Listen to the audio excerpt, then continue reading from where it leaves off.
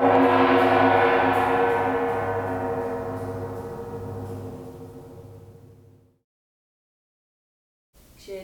למזרח מערב היה שם איזושהי אווירה שלפעמים שאי אפשר להסביר. משהו שאומר לך, יש פה משהו אינטימי ומשהו שמאוד מאוד מושך, כאילו מאוד מזמין. והאמת היא שהסיבה באמת העיקרית שהלכתי לשאול בבית ספר אחר, אוקיי, בוא תגיד לי למה ללמוד פה ולא ללמוד במזרח מערב. הוא לא יכל לתת לי תשובה, הוא אמר, תשאלת מה, זה באמת בית ספר טוב. אז אמרתי, אוקיי, אם גם הוא אומר את זה, אז כנראה האינטואיציה אומרת הכל. וזה באמת שאלה של אינטואיציה, כי רק כשמבינים, אני נכנסתי ובטלפון אי אפשר לדעת. ורק כשהם נכנסים למקום ורואים את האנשים שמקבלים אותך, ורעיונות שאתה עובר, אז רק אז אתה יודע אם זה נכון לך או לא. ולי המקום היה מאוד נכון. היה משהו שידעתי שהגעתי למקום נכון.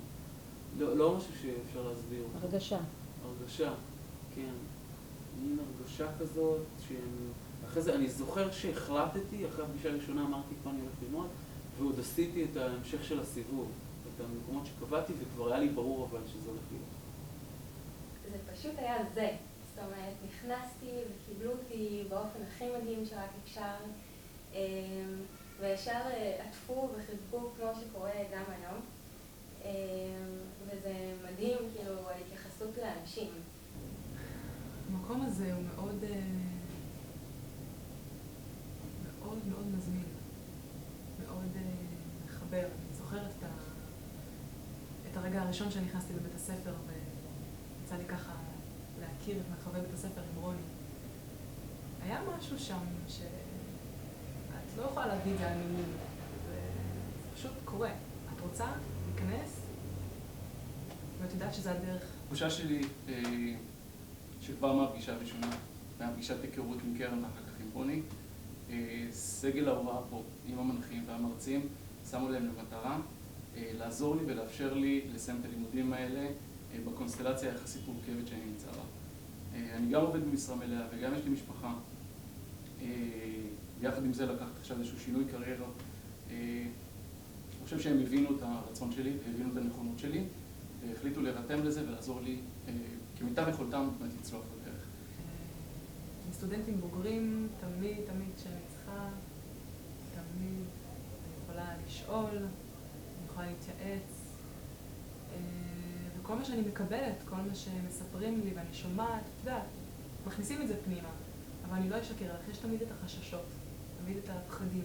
זה בסך הכל, אתה יודע, רפואה זה בריאות של אנשים, זה חשש גדול מאוד, אבל אני נשארת כאן כי אני יודעת שהחשש הזה יעבור.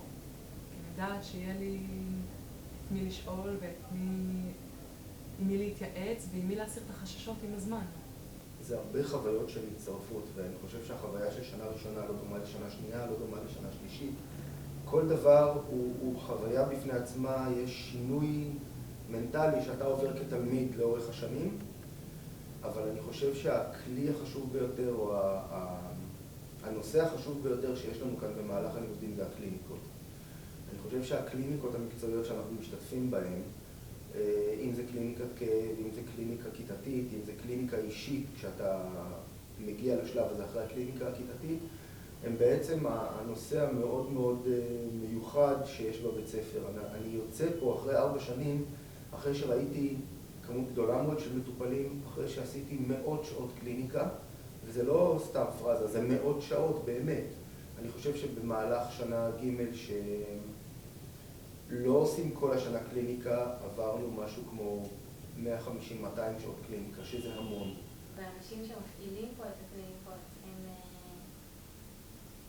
הם באמת מקור השראה ומודל לדוגמה. כי מה שכל כך אני אוהבת פה, ומה שגם הביא אותי ללמוד פה, זה שזה באמת מקום של רפואה סינית, שאנשים פה חיים את זה ונושמים את זה ומדברים את זה, וכל המרחב פה הוא לחלוטין קשור ונושק. לומדים המון והמון המון המון, ואז מגיעים לפרקטיקה ומתחילים לטפל באנשים. וברגע שאתה מתחיל לגבש את כל מה שלמדת ולהפוך את זה לפרקטיקה ולטפל, אז ואתה מצליח לעזור למישהו, למטופל הראשון מצליח לעזור, אז זה הרגע המיוחד, כי כל השאר זה נכון על המחברת, וברגע שאתה רואה תוצאות בשטח, אז שם זה...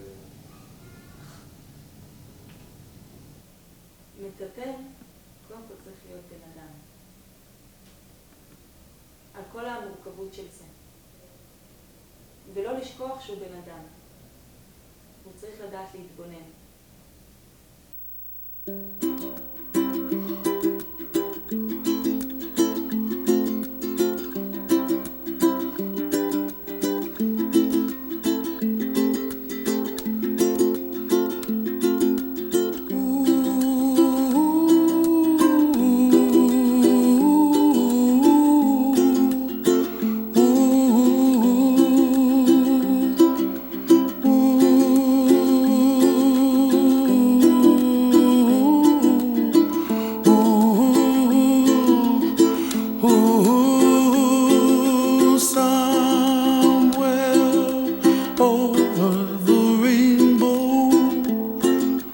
Way up high.